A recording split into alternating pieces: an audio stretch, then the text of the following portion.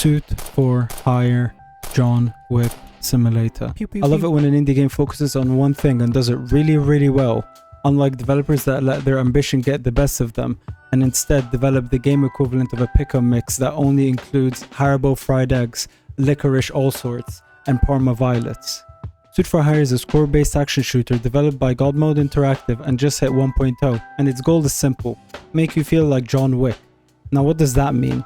Well, it's obvious. Put the player against a large horde of enemies and allow them to get loose with both melee and gunplay, using a large arsenal of weaponry in a variety of cool locations. And even above that, make them feel like the boogeyman.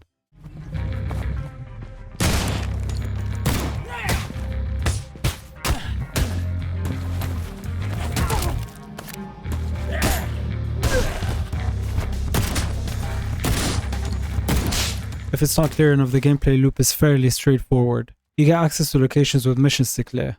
Missions are split into levels where you go through the location, or arenas where waves of enemies come to you, both essentially boiling down to you clearing a large group of enemies with both your and their weaponry. And based on factors such as the amount of kills you've got, your accuracy getting those kills, and the time taken to clear a mission, you're given a score at the end. Now, I'm usually not the repeat levels to get a higher score kind of guy.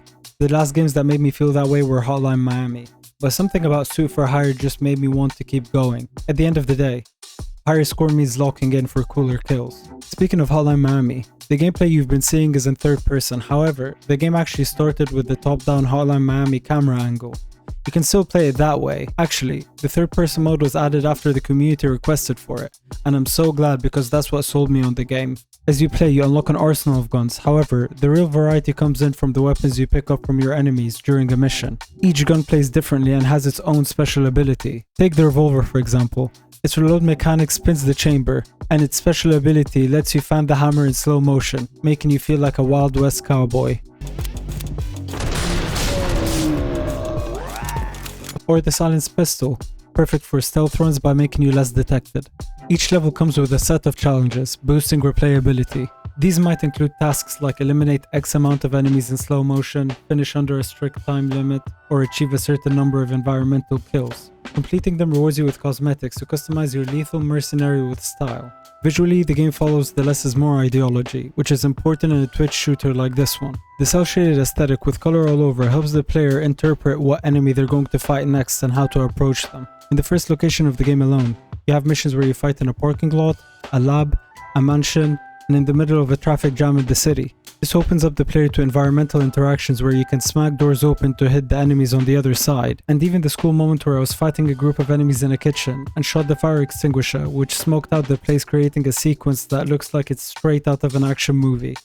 The music in the game only elevates those moments, with each location's missions having their own guitar-backed, bass-heavy soundtracks, matching the dark gritty aesthetic and making your head bop as you go through waves of enemies.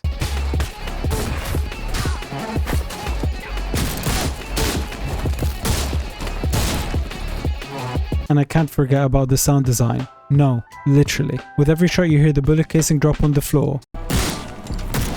Each kill you hear the enemy's final grunt. And punchy melee attacks. You almost feel bad for all the damage you're doing. Let's get into the positives. With a game that has a core loop of one action, killing as many people as possible, variety is key. With weapons like the bat or the katana you get from occasional goons, assault rifles and shotguns that you get from the military type enemies, and special weapons like bazookas and a shotgun that covers your enemies in flames. I enjoyed switching to a different part of my brain to accommodate to the playstyle of the weapon I've got at the moment. It keeps the gameplay fresh. And since we're talking about variety, the locations play a key part as well. Don't get me wrong, wherever you are, you'll still be kicking doors, flying off in slow motion, and shooting bad guys. But the change in scenery and music for each mission keeps you engaged and excited for what's next. I've already touched down on this, but switching from shooting to a smooth hand-to-hand sequence to finally executing the enemy, that never got old. Now on to the things that I did not like so much. It's a two-sided coin with the levels. On one hand, they nail the aesthetics perfectly, but on the other, some levels can get confusing with their layout, and you end up getting lost looking for a little green symbol somewhere on the ground to guide you to the next section.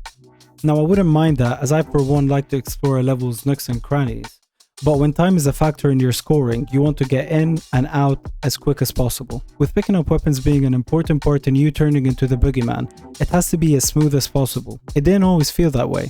With weapons stacking on top of each other as the bodies pile up, you often end up taking the wrong weapon, which breaks the flow state. I don't know how this could be resolved.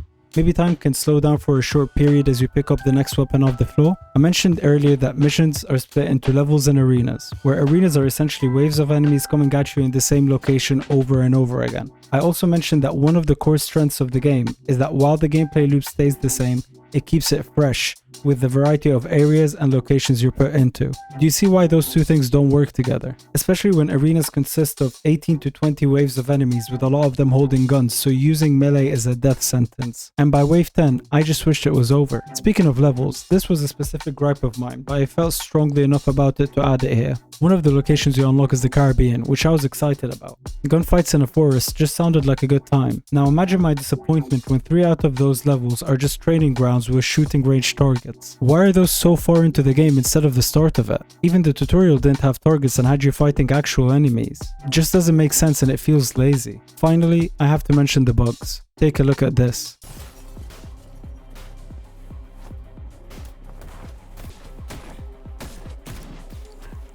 I wasn't sure whether to put them in the cons section or not because none of them were game breaking and they were mostly funny. I did decide on adding them because it's important to paint a full picture of the game and what you should expect going in. Again, bugs exist, nothing game breaking, mostly funny. All in all, this is a game with a clear motive that it delivers on through and through as you keep playing. You won't lack a moment where your brain will treat the horde of enemies approaching you and your surroundings as a killing machine puzzle, and after you're the only one standing you tell yourself, wow, I just did that. With 7 locations to play in and over 30 missions to complete, this game feels like a steal at its full price of £12.79, and at 40% off at the time this video is released. It's a must-have for any action game fan. Have you tried out Suit for Hire yet? How are you finding it? Leave a comment below. If you enjoyed the video and want more reviews and first looks on weird, underrated and overlooked indie games, leave us a like and subscribe. Have a good day and stay weird.